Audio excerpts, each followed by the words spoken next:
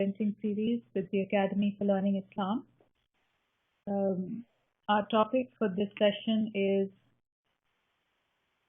too much of a good thing, raising children of character in an age of materialism. And we will start with a brief recap of what we have been covering in weeks 1 and 2. We started by talking quite a lot in depth about how this generation of parents and children are very well off compared to previous generations, and we have a lot more access to material resources.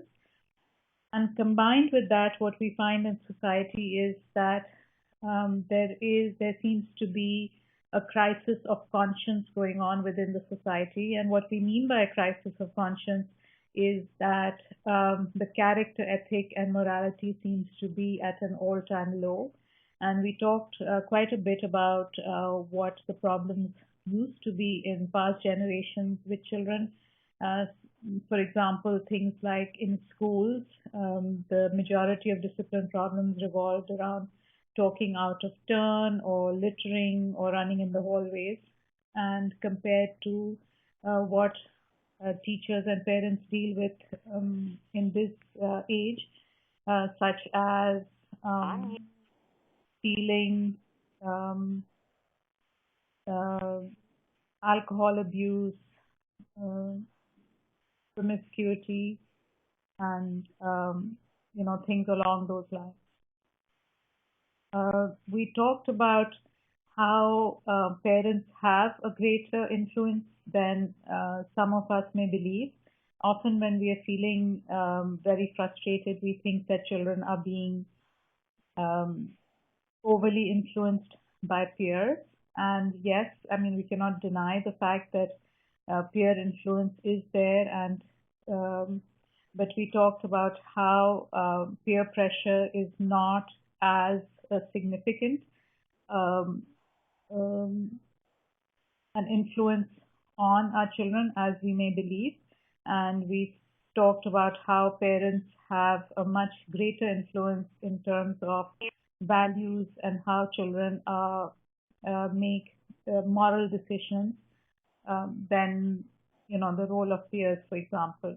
We also did talk about what we can do to minimize the role of peers in a negative way. Obviously, we need to recognize that peer influence can also be good, in the sense, especially we know that if children are in a group which is very high achieving, which is into school and academics, they are likely to do better than if their peers are more into into other things. So we need to recognize that peer influence can be positive as well, but we talked about how to minimize that influence and keep our relationship with our children strong so that we do have influence on the decisions they make. We also talked about last time about parenting styles and how the current parenting styles, which tend to be very permissive, which tend to be laissez-faire, which tend to be helicopter parenting, all have served not to make our children into motivated and responsible adults. So that was pretty much a really brief recap of weeks 1 and 2. And let's just pause here for a second to see if there were any questions or any comments from the last 2 weeks. So please feel free to write them in the chat box and we'll try to address some of them. We also actually talked last week about looking at our own level of materialism and seeing how that influences our children. And we've always said throughout these series is that the biggest role that parents have is models for their children, and that all discipline begins with self-discipline. So because of that line of thinking, we asked ourselves some questions about what was our level of materialism and how that was impacting our children. So I'm wondering if anyone noticed anything during this past week or um, began to pay attention to what their own relationship with things in their life was.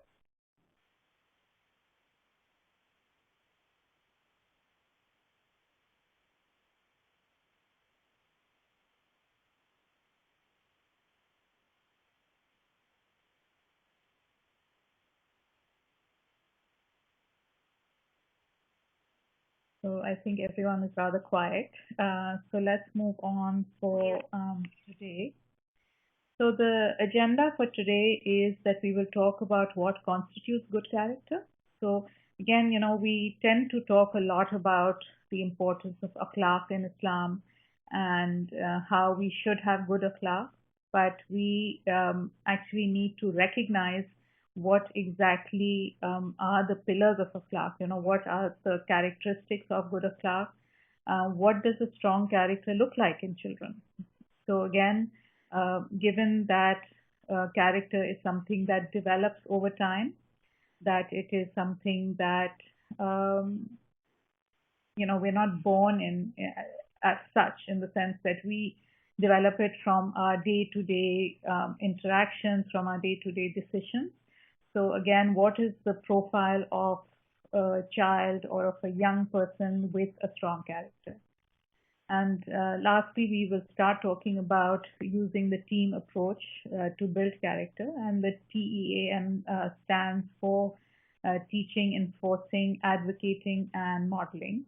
And we'll take each of those terms and do a couple of role plays and exercises to see, um, how we can actually take some practical steps to build character in our children. So that's the agenda for today, and it will likely carry us into next week as well. So again, if there are any questions or comments before we move on, please feel free to mention them.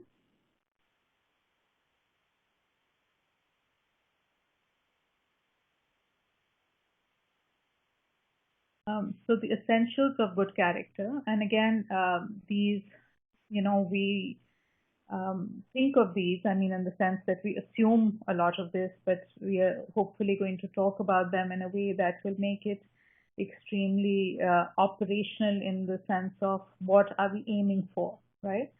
So, the experts tell us that basically, good character contains, it's based on 6 pillars. And the first one is one of trustworthiness. And this, of course, should come as no surprise because, as we know, in Islam, the basis of character of our Prophet ﷺ was also that he was sadiq and amin. In other words, he was truthful and trustworthy.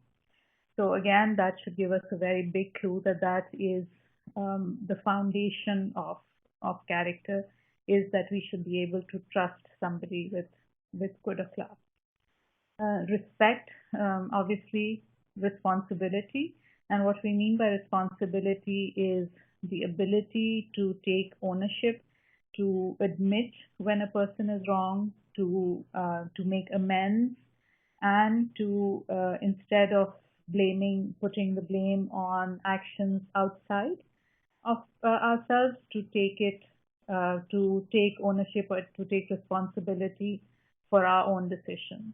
Um, and of course, again, in Islam, we have a very good model for this, in the sense, the thing that always comes to mind is the difference between the way shaitan behaves and the way the prophets behave. So for example,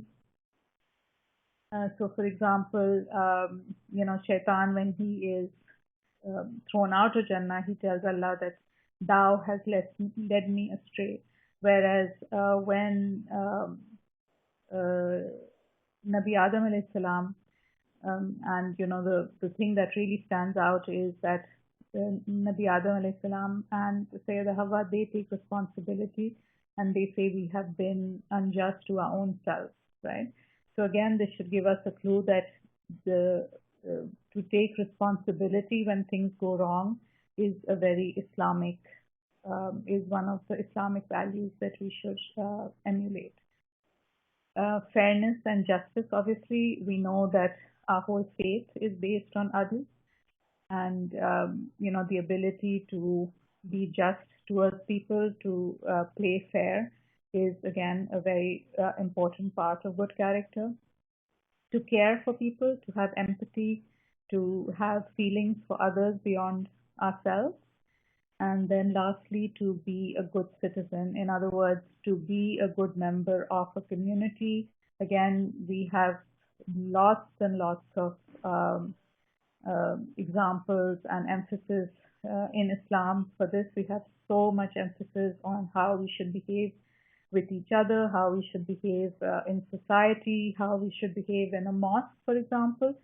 So again, the idea of being a good citizen of wherever we are is a very important aspect of a good character that we aim to instill in our children.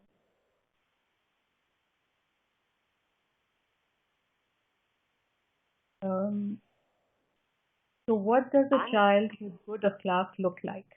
Okay, so again, this is related to what we're talking about, and this is for us to, again, to basically check ourselves and check what kind of job we've done as parents and what kind of,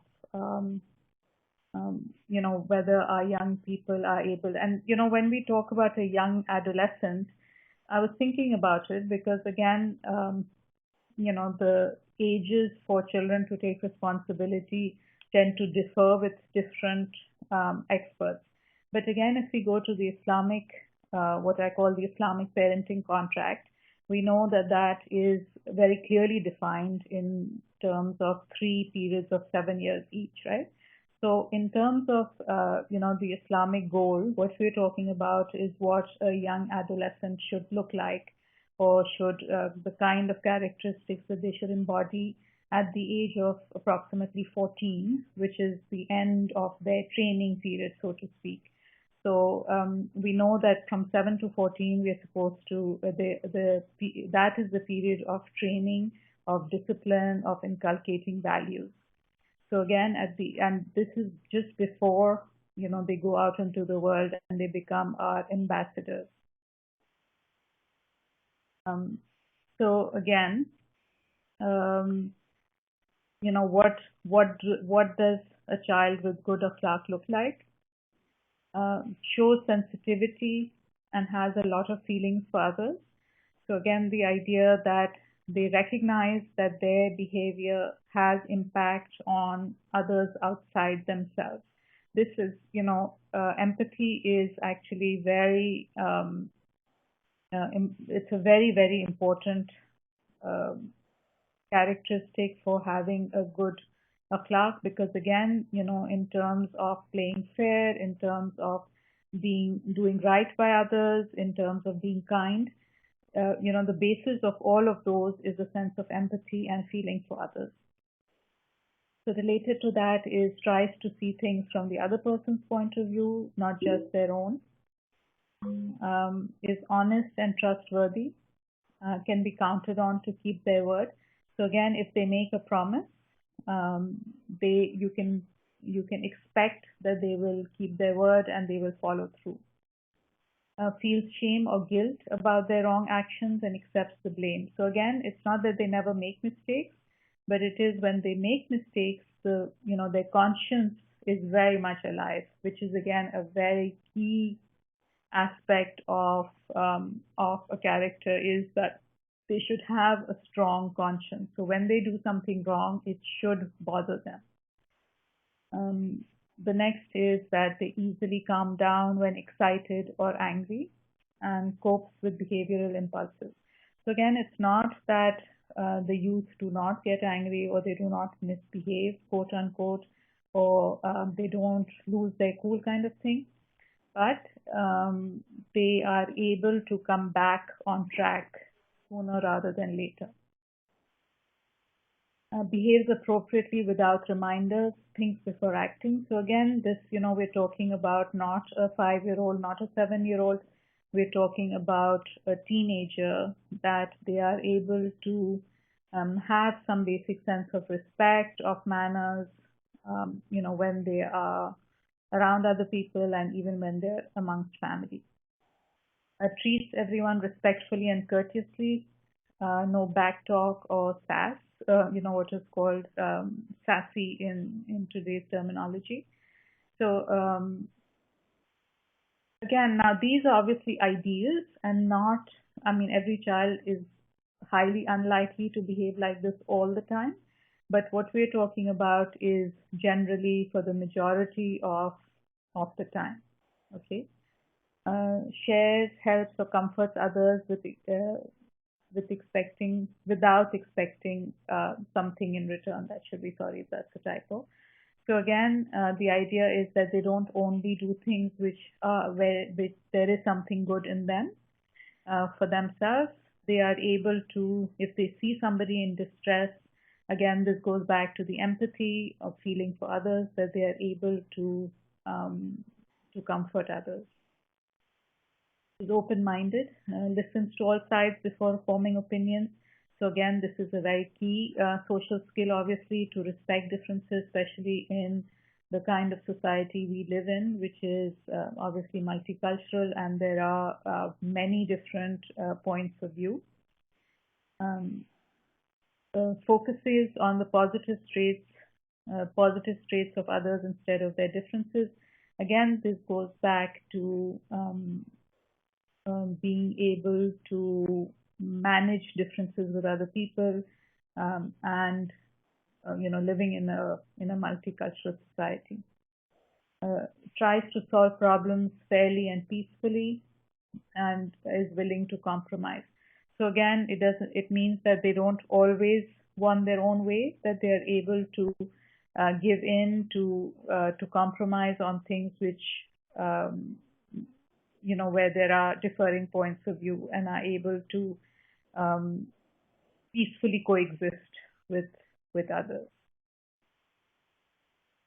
So I know sometimes this looks like a fairly high standard to me, and the idea is that again, we need to aim high, because what research shows is that if we expect our children, if we have high standards for them, they are likely to live up to expectations. And similarly, if we expect teenagers to behave disrespectfully, or if we are lax with our standards, then they generally tend to live up to that. So I think some of you who are teachers may know the research which says teachers' expectations equal student performance or student achievement. And that's the same kind of idea, that if adults, whether they be teachers or parents, that children generally tend to live up to the expectations, whether they be low or high. And this, I think, is a very key point also in terms of different communities. For example, in the East, in societies which are not so materially well off, there, when children become teenagers, when they become young adults, they are expected to take on a major financial role in the family. They are expected to take on a lot of responsibilities for the household. And whereas in societies which are more well off, in the West, in the Northwest, they, often society expects teenagers to be disrespectful, or quote unquote lazy, or low achieving, and young adolescents generally tend to live up to those expectations. So did anyone have any comments or questions about this?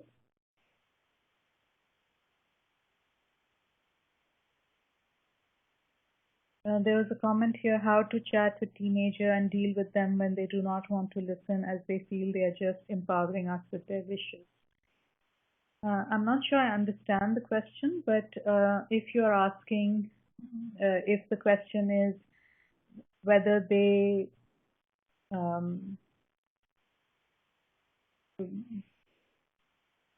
They feel they're just empowering us with their wishes. If you mean that they expect us to um, listen to them. Obviously, we need to remember again, one of the key lessons that we stress in every session is that in a household that works, parents are in charge. It is not the children and it is not the teenagers. It is the parents who are in charge of the household and who are the leaders, in the family, which is a very key point, right? So, and again, everything we talk about is a system. So we can't really take one thing and expect that that is going to solve everything. We need to put in many different um, things in place for our family to work. So again, discipline is one thing, communicating with our children is the other, an efficient running of the household is the third aspect, preventing problems, for example, by having family meetings, that's another aspect. So again, sometimes we talk about things in isolation, but obviously we need to remember that all of it works together. Um, how do we ensure that our kids build such character that are listed? Yes, that's exactly what we are talking about. So, inshallah, we will be talking about the things that parents can do. But I thought it was important to actually start with a profile or to at least show what are we aiming for. So that's why we started with basically the end in mind kind of thing, our goal. Because we may not be conscious of exactly what we're trying to inculcate. And therefore, I think it's important to actually start with the file and see in place. How to let a teenager let um, his or her feelings share with you. Um, that is a whole different course. Basically, when we're talking about having a relationship with the teens, again, we're talking about many different things, and communicating is one aspect of it. So, as parents, we need to recognize that make, we may not hit every single point that we're talking about. For example, some of us may naturally be great communicators, and some of us may really struggle with that, right? But if we're doing many different things right, things compensate for each other. So even if we are not great communicators, for example, but we really model strong values ourselves, that will that will take us far. I hope that makes sense. Mm. Yes, teenagers do not want to share their day and hide. That may be true, yes, some of them. And, again, the communicating with children is that, we really do need to, maybe if next week we have time, inshallah, we can go over some of it. We will actually be talking about, when we do talk about different aspects of communication, for example, praising and asking questions, and, we will be covering things like that. So hopefully some of it will become a bit clearer.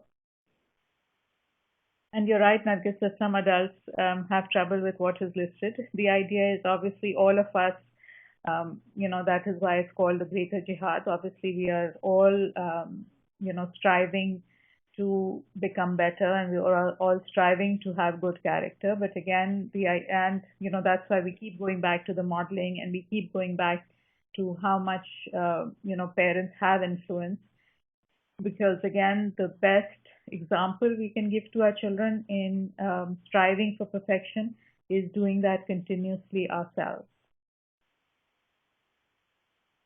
So now, inshallah, we'll move on to the next topic, which is, the how, like how to inculcate good character strengths in our children. And this is called the team approach, which is teach, enforce, advocate, and model.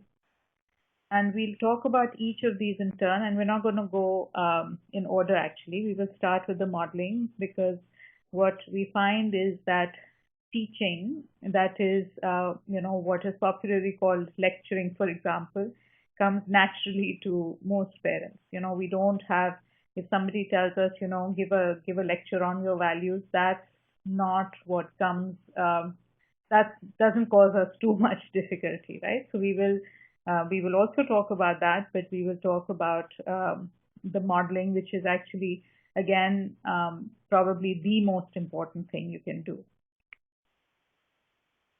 So, what do we mean by modeling? Again, it is to walk the walk and talk the talk and practice what you preach, right? So, for example, if you're talking about, having empathy for somebody, or we're talking about trustworthiness, and our children do not see us living those values in our daily lives, that sends them a much stronger message than any kind of lecture we can give or any kind of whatever we say with our mouths. And there is quite a bit written about the biggest why we lose our teens, so to speak, or why we lose children could well be that they, the children and youth are very quick to pick up on inconsistency or on hypocrisy, right? So if we preach something, or if they see us going to the mosque, for example, and that's another reason what is given often about why youth turn away from religion, which is actually, it is really distressing as to the extent to which this is happening. It's actually really, really distressing. I cannot tell you how many parents I speak to who are really struggling with this issue that my the young person in my house just simply has lost their faith or do not believe. And it's a very extremely difficult thing for any parent to go through. Um, and again, it's a huge topic, but basically, one of the big reasons that some people would say is that they see that um, religion is not making us good human beings. And when the values preached, for example, from the pulpit or the mimbar, but they do not see those values in action, that is what makes young people lose their faith more than anything else. So again, if we want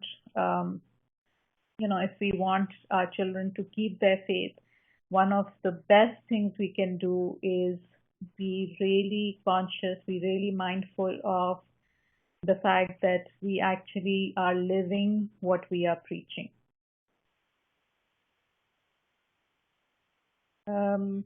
I thought, one of the things that we would talk about actually is what children learn from our relationships, that is, especially our relationships with the other parent. So, for example, what children are learning from their parents' marriages. And the reason why this is so important is because there's a lot of there's a lot written about the fact that basically their blueprint for intimacy, their blueprint for how they're going to relate to other people in their lives, how they're going to form their own families, really comes from how they watch their own parents interact with each other. So here are some of the things that they learn. For example, the priority of the marriage. How much importance is given to the primary relationship, or what is called the strongest link in the family, which is the couple relationship. What kind of, what do they see being modeled? How are the parents relating to each other? how are they depending on each other? So the value of interdependence. So do they see one person taking all the burden or all the responsibility in the home, or is it a well shared, um, well shared relationship? Is it a partnership, right? Obviously, the importance of mutual respect. How do parents negotiate conflict? How do they deal with differences? Because again, in every single marriage relationship, there is likely to be conflict. There is difference that is extremely normal. It may even be healthy. But how you deal with that conflict and how you deal with the differences is extremely important in the kind of messages that are being sent to the children and what they are experiencing. Um, Maintaining trust in word and deed. So again, how do the parents trust each other?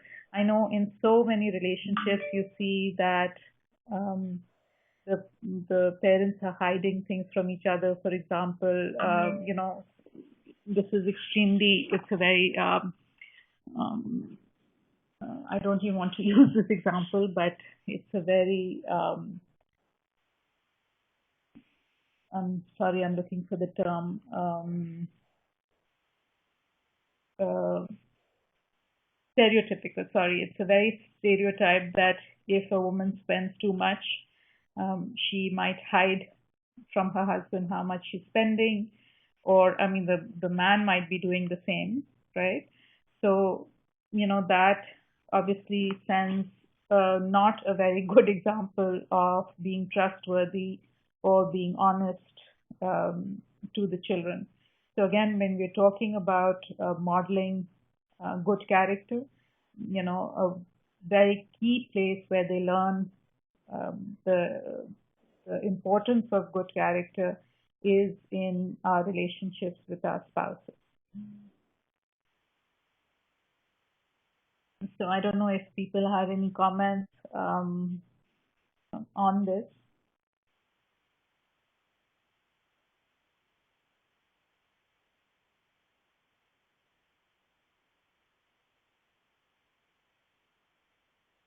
So, I mean, we've shared this many, many times, but it bears repeating. Do not worry that children do not hear what you're saying. Worry that they're seeing everything that you're doing, right? So again, it goes back to the importance of modeling and to be really conscious of, of what what messages are they getting from your behavior. So basically, you have to change everything negative in your life to model great behavior. And one of the things talking about negativity is a lot of parents say, our children do not see us fight. We never fight in front of the children. And I'm really not sure how realistic that is. I mean, fighting again is a whole different issue, right? But I'm talking about disagreeing. So I do not think it's such a bad thing for children to see parents disagree. I think, in fact, it can model really healthy ways of negotiating conflict if it is done right. And even if your children see you, because again, I think children are much more astute, much more sensitive than we may give them credit for. So if the parents are arguing or not getting along, I think the children sense it a lot more than parents believe they do. If the children see you arguing or having a quote unquote fight, I think it's really important that they see you making up. I think that is the key. Because again, what message that gives them is that it is normal to have disagreements, and it is really healthy way to, that you need to, if you do have a disagreement, if you have a conflict, you need to make up and you need to move on and you need to put the conflict in its place and not let it take over your whole relationship, right? So again, that I think is a much more valuable lesson for children to learn rather than to think that, they do not know if parents disagree about something. It seems like trying to climb Mount Everest. Yes, I mean, I always say life is not for the faint-hearted, right? If male dominance is too much in the house and kids feel mother is just helpless, will they still listen to the mothers? That's that is a good question, Naz, and I think uh, again we need to model. You can still be a strong person, you can still have dignity, and you can still have self-respect, um, you know, with whatever limited decision making ability you have. And I think children do respect that. If they know that a person is making the best with the situation that they've been given, rather than being victim, they are actually using their life situation to make the best of it. Again, that is a very powerful message that you can send to your children. And that is a good point you just made about making things right in front of your kids. Yes, I think it's just much more realistic than expecting that, given especially in the West, we live in very close proximities to our children in terms of the houses tend to be smaller and um, there isn't that kind of, for a lot of people, there isn't that kind of great neighborhoods or extended family. So the nuclear family is in very close quarters with each other. And if there is conflict in the home, children are very likely to pick up on it.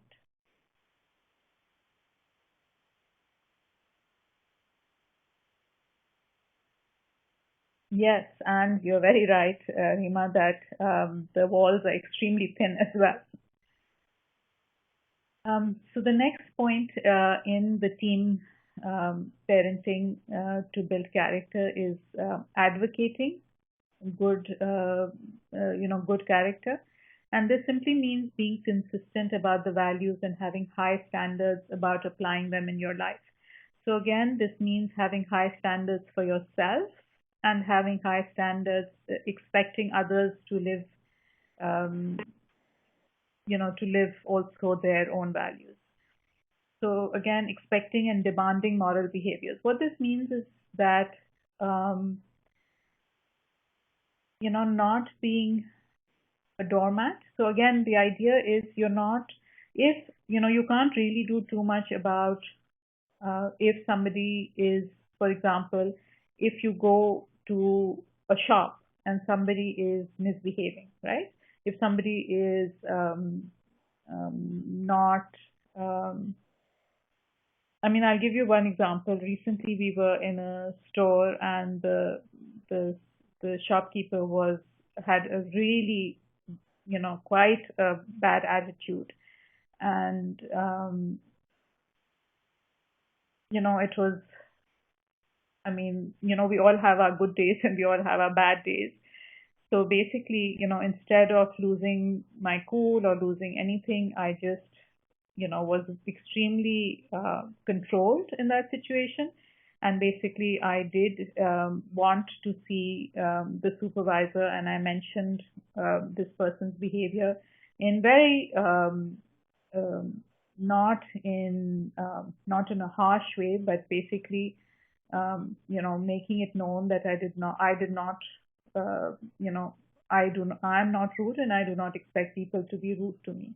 And that I think is, an example of when we expect and demand moral behavior. So again, even if somebody is misbehaving, we need to keep cool. We need to be in control of our own reactions, and yet take steps which are within our rights, which are within our which are the correct ways, for example, to either make a complaint or to expect people to behave in a certain way. So again, the idea is that not being neutral about the importance of character or high standards of morality. So, for example, if we see something which is not quite right, or even so, for example, if we're watching a TV show and we see an example of things which are not according to our values, right? It is a good idea to speak up and to actually point out what's we talked a lot about how TV is such a bad influence, but TV can be a very good teaching. It gives us lots and lots of teaching moments to discuss value-based questions with our children. And another thing of advocating is to reinforce morality in daily life and work on it together as a family. So, for example, one of the examples would be that many families have um, a box, right, where they, for example, if anyone uses bad language or tells a lie or whatever, they will go and they will put some money in there, which will later be given away to charity, right? So that's just an example of how um, we can work as a family together in building the akhlaq of the whole family.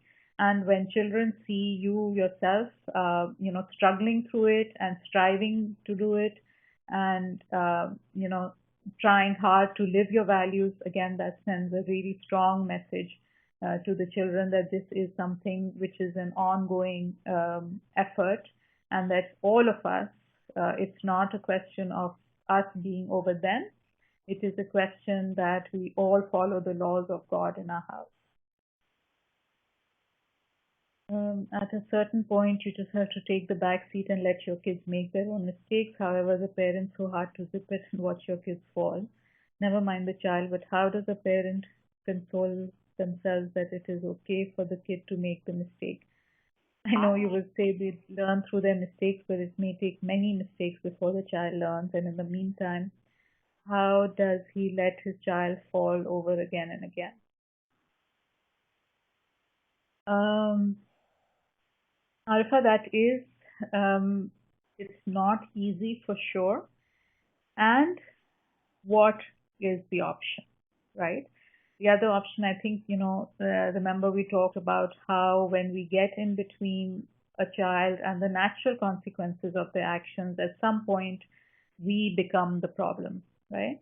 And it just takes them much longer to learn the lesson because as parents, we can, the younger they are, obviously, the more we can protect them. But at what, we need to ask ourselves at what, um, how much are we going to interfere? So, for example, when they're in junior school, for example, if they're not, let's use the example, if a child is not used to doing their homework or, they're not used to um, yeah, they don't have the habit of doing their homework, right? So when they are young, you make it up to them, you sit with them, you cajole them, you do their homework for them. Then they, go into high school and you start writing notes for them that they were not able to, do their homework. Obviously, at some point, if they go to university, um, then they will have a job. And if they've not learned to do the work, it's going to really reflect on in their work. It's going to reflect when they have a relationship. You see where I'm going with this. That if a child does not learn the lesson for himself at some point, it is going to impact their life in many different ways.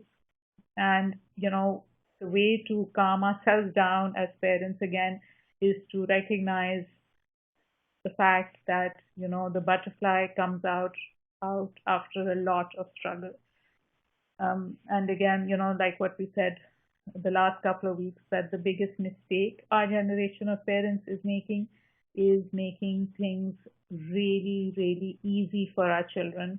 And yet, what all the research shows in terms of happiness, in terms of success, is that frustration tolerance, learning to work through mistakes. These are life skills that serve our children much, much more than um, than them not, than them not making the mistake and them having to it too easy.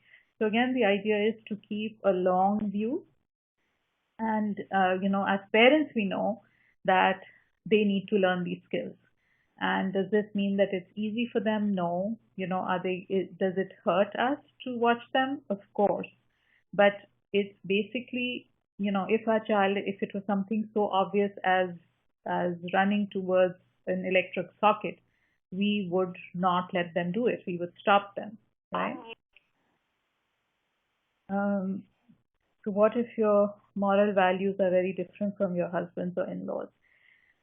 Sabra, that is a very difficult question and a very realistic one as well, because in most households, we are really lucky if we share basic values, and we would think that, given if we come from practicing Muslim households, most of the basic values, um, should or ideally would be similar.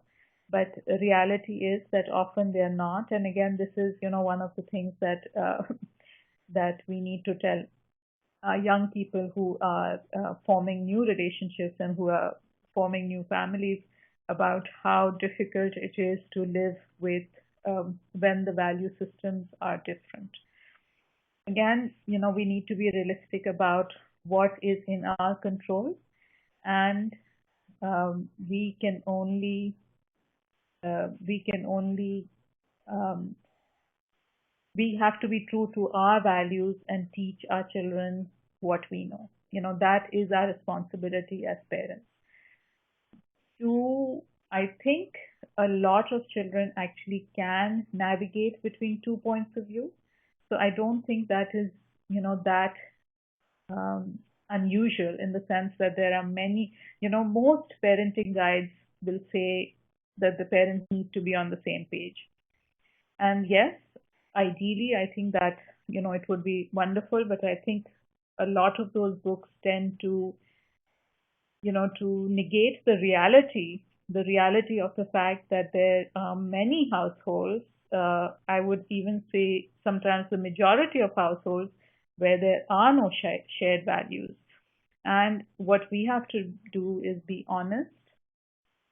Um, we have to be honest that, this is what I believe. And yes, your father or your mother believes differently. And at some point, the child will make their decision for themselves. But again, I think, in terms of what is the positive they can take away from it, again, is the mutual respect, is the learning to negotiate the differences, and in maintaining respect and in maintaining um, our values even in the face of conflict, right? So again, in terms of what we can do in those situations, I think those are really valuable lessons that we can teach our children in the face of conflict. So I hope that answers at least a little bit of your question.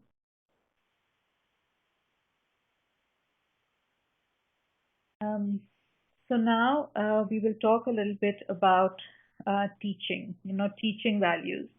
And again, the idea is that we can teach in many different ways, right? The first and most obvious way that we teach values is simply by, what I call lecturing, telling the children what our values are. And, obviously we've talked about the importance of modeling. We've talked about the the that we have to live our values, and that teaches them. But again, there is definitely a place for actually saying the words. And the reason why this is so important, especially in this day and age, is because children are getting so many moral messages from everywhere. So if we do not, actually verbalize our values at home, our voices are the only ones that are actually missing in the whole equation. So, for example, let's take substance abuse or alcohol or anything like that, right? If we assume that, obviously they know that this is haram in Islam and we don't really need to talk about it, then guess what? Yes, at some level they do know that it is not allowed in Islam, but they are hearing the messages from the media, they're hearing it from their friends, they're hearing it from their peers, they're hearing it from school, and those voices are very, very loud. So you do need to actually say the words. You do need to tell them what you believe and why you believe it. So I really like this cartoon. It says, before we learn the song, it is important to understand that cutting off the tail of a mouse is never acceptable, right? So obviously they're talking about the nursery rhyme where the three blind mice, they cut the farmer's wife cut off their tails or whatever, right? And the idea is that, I mean, there's a lot to learn from this cartoon. I think the first point is that um, something as innocuous as a nursery rhyme, what kind of a message is it sending about violence and about needless violence, right? But also, again, the idea that anything can be a teaching moment. And if we see something like that, it is important to verbalize and to actually say what we believe in that situation.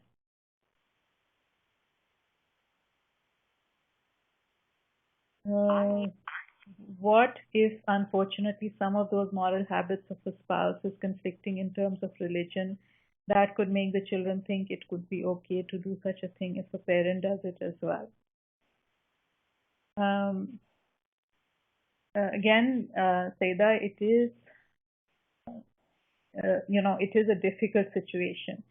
Definitely, it is not an easy situation, and you need to tell them what is um, what is the truth. So, what again? If we live life guided by our religious moral values, right? It's again, I think it is such a blessing that we don't have to invent them. We don't have to be swayed by society. We actually have a mizan. We actually have a balance. We actually have a book by which we can judge everything in this earth, right? So even if we ourselves, for example, are doing something which is not in line with with our religious with I think it is extremely important, and that's our responsibility as parents to at least tell the children that, listen, this is what the law is, and we are still struggling to live up to it, right? Because it's one thing when we are not living it, right? But it really compounds the issues when we, instead of admitting that, we are not doing something right, we actually try to twist the law or the ruling into the fact that, what, this is not, it's not important or whatever. So at least if we can be honest enough to say, this is the ruling and this is what the religious values are, and you know, we are still trying to live up to it, or we haven't managed yet, or whatever. It is amazing that nowadays you can never assume your kids know it, because we do a lot of that as adults, and that is what causes a lot of frustration. That is true. So we talked about teaching by telling, and I think we will end here and then inshallah continue next time. But we've talked about descriptive praise before, and it's we normally talk about it in terms of discipline, but it's an extremely good teaching mechanism, including teaching values. So the idea for descriptive praise is, again, that when the child does something which you approve of, we need to, a lot of times parents, we get focused on, we only make a comment on when the child is doing something wrong, right?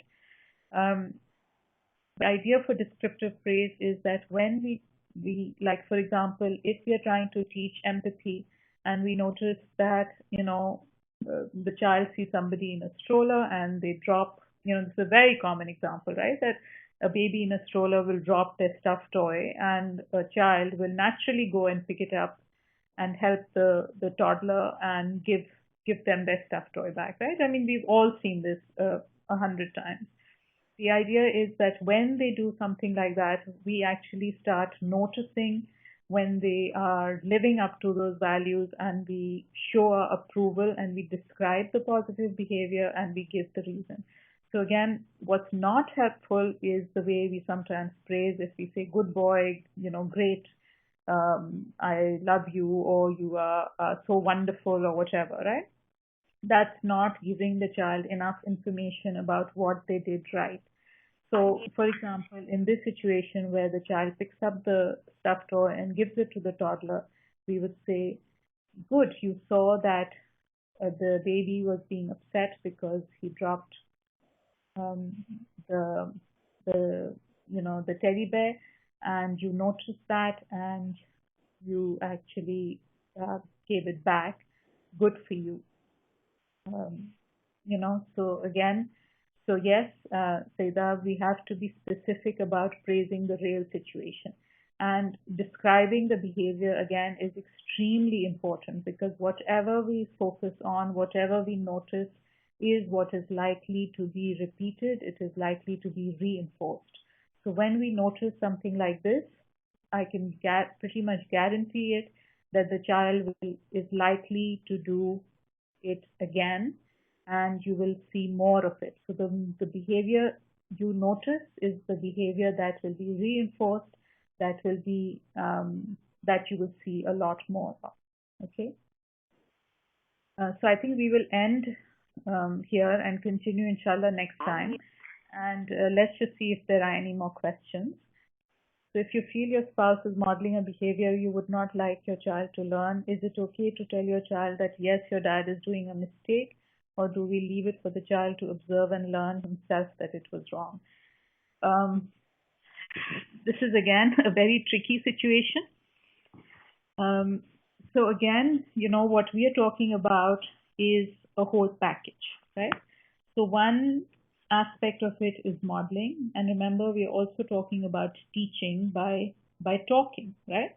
So when we are talking about teaching by talking, that's the time where all of us teach our children right from wrong, right? So for example, when we are reading a storybook, we will tell them, see, that boy told a lie and it got him into trouble because now people will not trust him, and he is, Allah doesn't like it, and we give our reasons, right? So again, that's a whole, it's not only one thing. So it's, I cannot tell you really if it's okay to tell your child that your dad is doing a mistake or not. But again, let's not look at it so specifically. Let's look at it that if, for example, okay, let's just take a really, unfortunately, very common example, which, we often don't deal with. In many, many households in the Muslim world, there especially are men who either will smoke or drink. Okay, so that's like a really clear example of doing something, especially the drinking of something that is wrong. Okay, obviously you cannot condone it. You cannot pretend that it's okay. So when you are teaching, it will come up. Definitely, there will be times when the child is learning it either in madrasa or at home that this is wrong, and you will be modeling that Allah does not like dependency on any substance, and the whole reasons, and obviously it all relates to the age of the child and all that, right?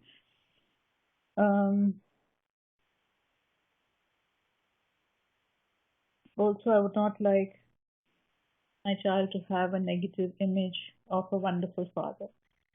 I think women should try not to make a bad picture of fathers if they're not good, since it creates a negative impact on children. This is actually true in the sense that, all of us are lacking in some way. Definitely. None of us are perfect. And we all have good within us. So all of us, you know. Um, Recently, I read something really nice which made a lot of sense is that do not be judgmental on people because they sin differently from you, right? So that might be a good thing for us to remember that all of us sin in different ways. Okay, that's the first point.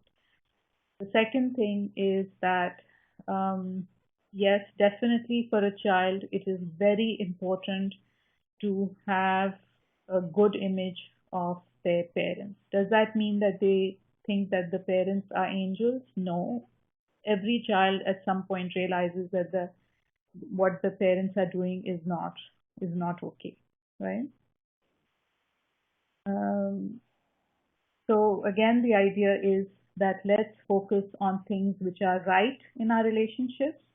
Again, these are really, really difficult questions, and often like we really need to address them a lot more than we do, from the member. And again, the idea is that for better or for worse, there are many of us who are living in these relationships where there are these issues. So I think the best we can do is actually focus on, what kind of a father they are. If they are, good to the children, focus on these things. And at the same time, teach our children what is right, what is wrong, and obviously the third very important part is that we really need to pray to God continuously for guidance, to help us in this extremely challenging situation. Should parents never say sorry to their kids? Parents should always say sorry to their kids because again, um, how are the children going to learn to take responsibility and make amends if they do not learn it from their parents, that if the parent made a mistake, um, you know, again, to apologize and to take responsibility is a very, very good message that we can send our, sometimes we think that if, you know, at, I don't know, some of us have this idea that parents should be perfect. And if I say sorry to my child, it's admitting that I'm not perfect. Well, again, perfection is a very high standard to set for yourself, and your child already knows at some point will come to the conclusion that you're not perfect. But if you have modeled the idea of what to do with that imperfection and to again to say sorry, to do tawbah, is good modeling.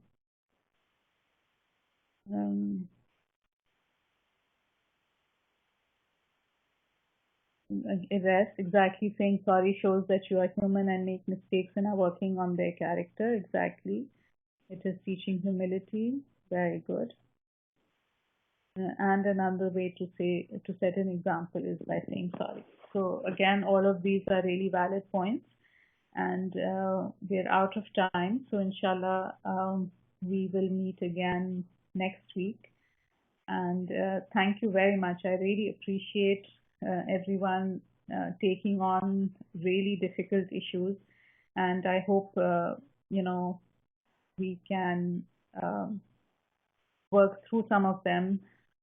I'm sure Allah forgive me and all of you too if at times I say something which may not be exactly the right thing, but inshallah we will all try.